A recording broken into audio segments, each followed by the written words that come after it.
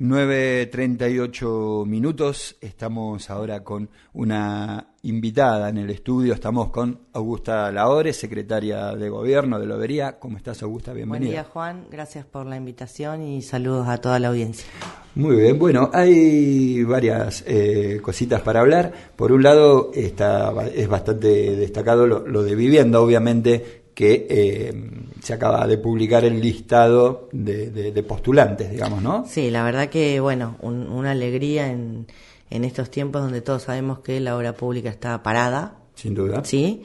Estas viviendas están con un convenio con el Instituto de la Vivienda de la provincia de Buenos Aires, no es un convenio con Nación, que, bueno, después de varias tratativas, reuniones y acuerdos se pudieron continuar. Bien. ¿Sí?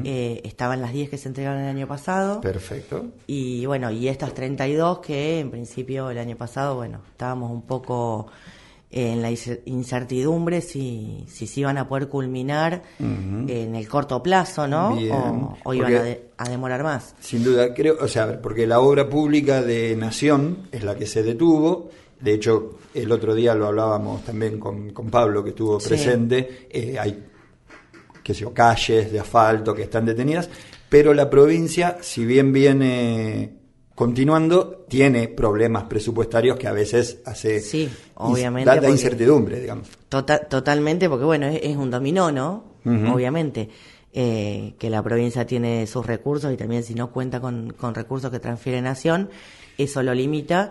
Y sobre todo en esto de la obra pública. Pero bueno, claro. Por suerte estas viviendas se pudieron continuar y bueno, y en breve estaremos entregándolas, tienen sus plazos, ya están en su etapa final, digo, en la construcción, están prácticamente terminadas, está con los últimos detalles. Por eso avanzamos con el proceso administrativo, ¿no? Que tiene que ver con la asignación de los postulantes, luego preadjudicatarios y luego adjudicatarios de esas viviendas. Claro. Si querés, te cuento un poquito. Sí, por supuesto. Digo, este proceso de cómo se generó este listado que, bien, digo, no es de una manera... sí, no será aleatorio. No es arbitrario, claro, por supuesto, sino que por un lado tenemos el convenio firmado con el Instituto de la Vivienda que tiene sus requisitos. Bien. Y por otro lado también eso está sustentado en una ordenanza municipal que data del año 2000, de la 632, que tiene que ver justamente con lo que son construcciones de viviendas, autoconstrucción. Bueno, es bastante más amplia, pero digo, en esas dos normas está sustentado todo el procedimiento administrativo. Bien. Sí, claro. Entonces, una vez que ya estaban, digamos, en su etapa final las viviendas, se comenzó con este proceso. Habitualmente, digamos, en los registros de vivienda, ya hace unos años que lo que veníamos viendo era que aproximadamente 500 familias eran las que estaban siempre inscriptas, variando, ¿no? En este registro, bien, habitualmente 500. Lo que se hizo fue lanzar una etapa de actualización de datos. Bien. Porque por ahí, bueno, hay familias que ya han tenido su casa o que están en otra situación. Claro. Entonces lo que se llamó fue a una actualización de datos para aquellas familias que quisieran acceder a esta vivienda.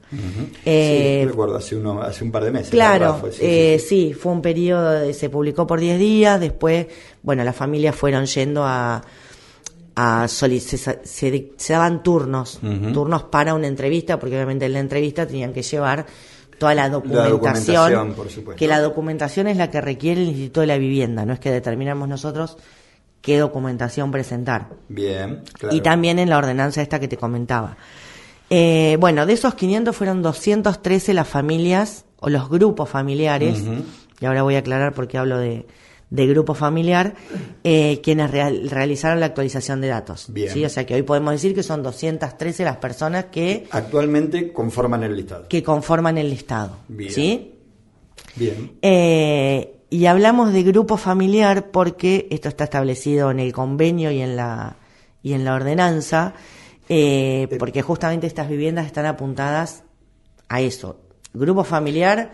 Perdón, te hago una consulta. ¿Esta reducción de 500, casi 500 a 213? 213. Sí. ¿Es porque esos 213 son los que se presentaron o se presentaron más y no cumplían con los criterios? 213 son los que se presentaron a actualizar los datos. Sí, los datos, los ingresos.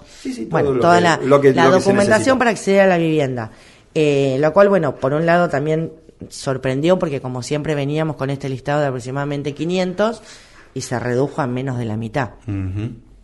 Se publicó por todos los medios, se hizo difusión, se fue llamando también a muchas personas, pero bueno, creo que se dio la difusión necesaria para que aquel que estaba en el listado tenga la oportunidad y tenga la oportunidad de ir a actualizar sus datos. Bueno, ahí se dieron turnos, se hicieron todas las entrevistas de estas 213 grupos familiares, y vuelvo a grupo familiar porque, grupo familiar puede ser una mamá con hijos, puede ser una pareja que no tenga hijos, puede ser una persona que tenga un padre y madre a cargo, ¿sí? No es que hablamos ni de familia tipo, ni... Sí, la familia nuclear, papá, mamá, uno o dos hijos. Sino que el grupo familiar está conformado por más de 2 personas que sean de ese grupo, ¿sí? No una persona sola. Bien. A eso, digo, esa es como la primera aclaración por ahí que surge o da alguna duda de por qué unos sí y otros no. Este es como un primer requisito que se plantea, el de grupo familiar. Claro. Y bueno, después, por otro lado, una vez que se fueron haciendo las entrevistas, por otro lado se dictó un decreto estableciendo los requisitos en cuanto a los ingresos. Bien. Que esto también es importante, o sea, sin mirar quién se inscribió, ¿sí? En paralelo. ¿Y cómo se determina este mínimo y máximo de ingresos? Que tampoco es aleatorio. Claro. ¿Sí? Por un lado, el Instituto de la Vivienda, en el convenio, bueno, obviamente que se establece cuál fue la financiación de la provincia hacia el municipio para estas viviendas. El valor no está tomado en valor, digamos, en pesos, sino en lo que se llama NUBI, que son unidades de vivienda, que son las unidades en las que se evalúan, digamos, de alguna manera. Es como cuando se habla, no me acuerdo si eran unidades fiscales, como las multas, digamos, exactamente. ¿no? Es como una moneda. Sí, una unidad. Es una unidad, sí, es una unidad que equipara, que está, digamos, referenciada con valores de construcción. Bien. Entonces, de ahí, el convenio establece cuántos UBI es la financiación total, cuánto corresponde a cada vivienda y de cuántos UBI va a ser la cuota mensual. Bien. ¿Sí? Porque obviamente estas viviendas tienen una cuota. Una cuota. Digamos, uno accede y después va pagando en cuota. Exactamente. Bueno, y en este caso, si nosotros, obviamente, el valor de UBI está publicado por el Banco Central todos los días en la web, este índice, y a marzo, que fue cuando se hizo, digamos, como el corte para la evaluación, el valor de la cuota de estas viviendas ascendía a 210.000 pesos. 209, 210, el UBI va cambiando todos los días, pero el valor de referencia fue de 210.000 pesos. Bien. Con lo cual, había que tomar como referencia este valor, y la ordenanza que nosotros tenemos del año 2000 también está mencionado en el convenio. Lo que establece es que no se puede afectar más del 20% de los ingresos, ¿sí? Bien. Con lo cual, si nosotros hacemos el cálculo que no se puede afectar más del 20% y tenemos que pagar los 210.000, aproximadamente rondaba entre 900.000 y 2 millones. Sí, 900, 1 millón. Que nosotros lo trasladamos a salarios mínimos vitales y móvil para hacer un valor de referencia también que no sea estanco. Bien. ¿Sí?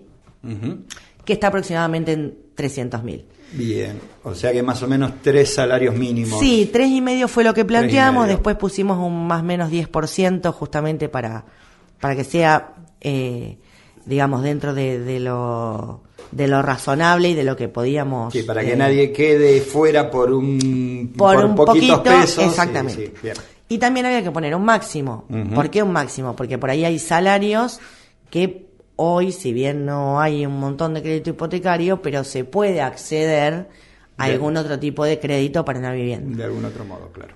Entonces, bueno, ese decreto se limitó a 3 salarios mínimos, 3,5 mínimos y 7 máximos, ¿sí? O sea que estamos hablando de entre 900.000 pesos y 2.200.000, como para redondearlo. Bien, y eso necesariamente tiene que ser era con ingresos en blanco, en realidad, trabajo registrado, digamos. No, se podían presentar ingresos informales, porque por ahí hay personas que tienen un ingreso formal y hacen alguna changa.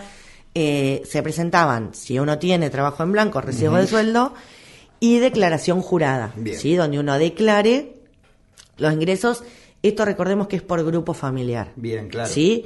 Y que también, digamos, la persona decidía qué declarar.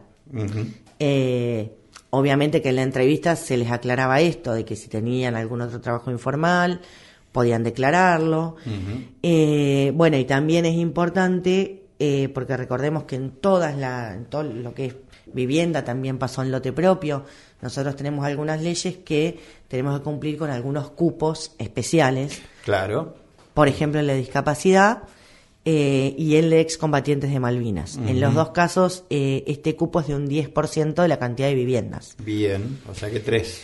Serían 3 en este caso.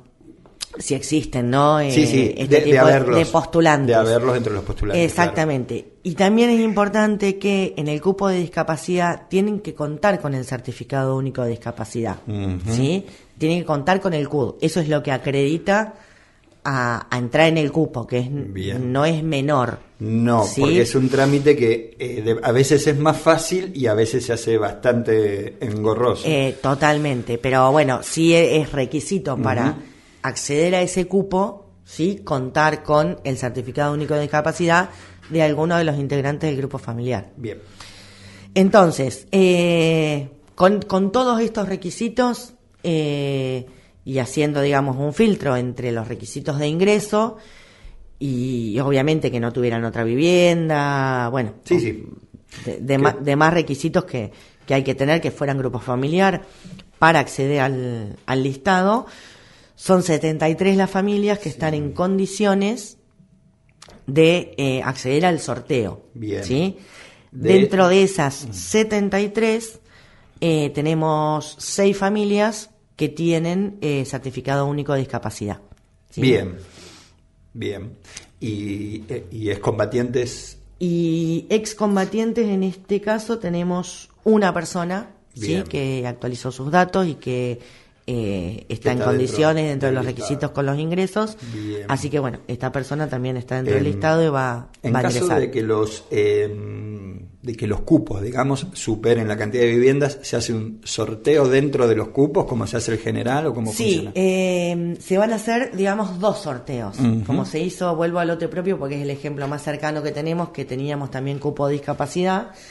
Se van a hacer 2 sorteos, uno que es para el cupo de discapacidad, o sea, en este caso tenemos 6 postulantes y 3 viviendas. Bien. ¿Sí? Y el resto de las viviendas se sortean en el resto de los postulantes, serían 28 las viviendas para 65 familias, 63. Bien. En realidad.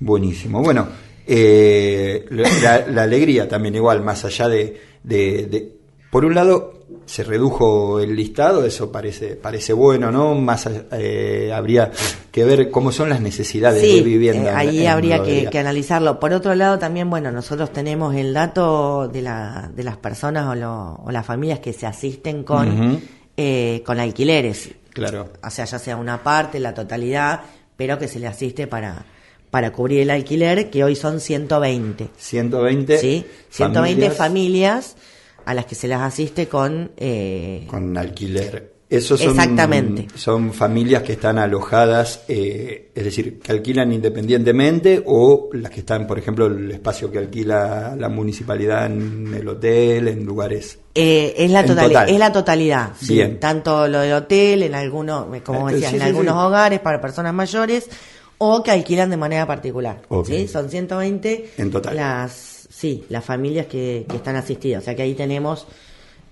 son muchas, digamos, también, familias también. Sí, tenemos otro dato, pero digamos, se ha mantenido esto. Uh-huh. No es que ha fluctuado demasiado en el último tiempo, sí ha fluctuado por ahí en el importe.